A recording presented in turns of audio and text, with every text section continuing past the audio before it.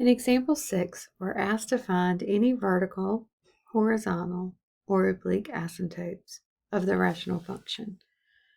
We're also asked to determine if the graph contains any holes. To find vertical asymptotes or holes, we would need to look at the function in factored form. So, to factor this rational function, I can factor the top. So I have x minus 1 in the bottom. In the top, I'm going to try to factor this by guess and check. This is a method I haven't really taught in class, but it is a method I use very often. So I know that these two have to be 2x and x because they have to give me 2x squared. I also know that the numbers that go here and here have to give me 2.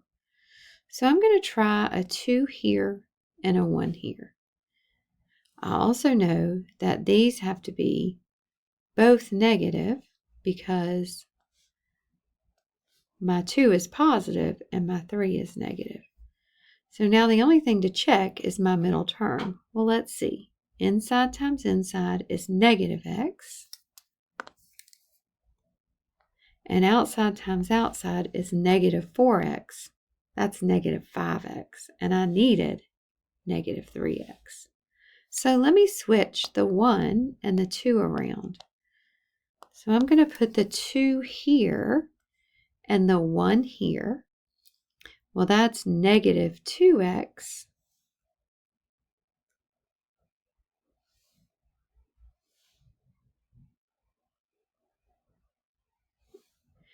And negative 2x. Well, that's negative 4x. So this one actually does not factor because there's no way to get a positive 2 and a negative 3 in the middle. So this is simplified, and I know there are no holes.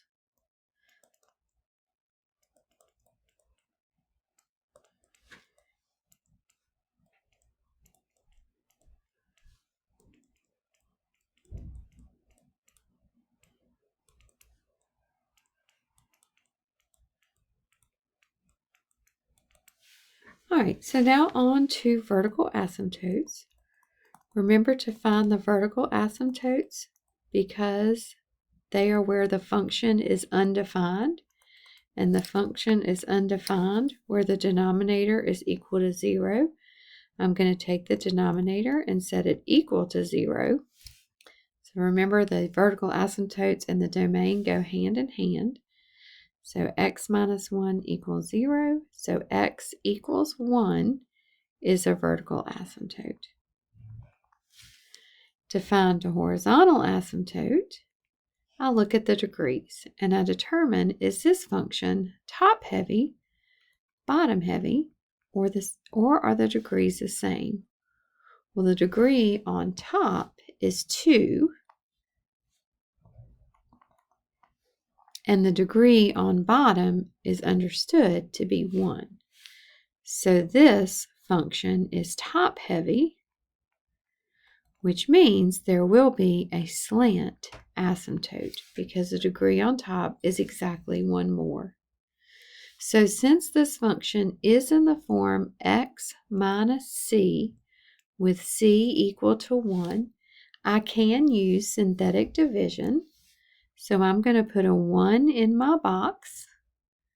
My coefficients are 2, negative 3, and 2. I'm going to bring down the 2. 1 times 2 is 2. Negative 3 plus 2 is negative 1. 1 times negative 1 is negative 1. And 2 minus 1 is 1. Now remember, when you're finding the slant asymptote, you just throw away the remainder. It doesn't have to be 0, which I know is kind of weird. But what you really only use are the numbers you get here. So what you're seeing is the linear coefficients. So your Slant asymptote is y equals 2x minus 1. So that tells you that your slope is 2 and your y-intercept is -1.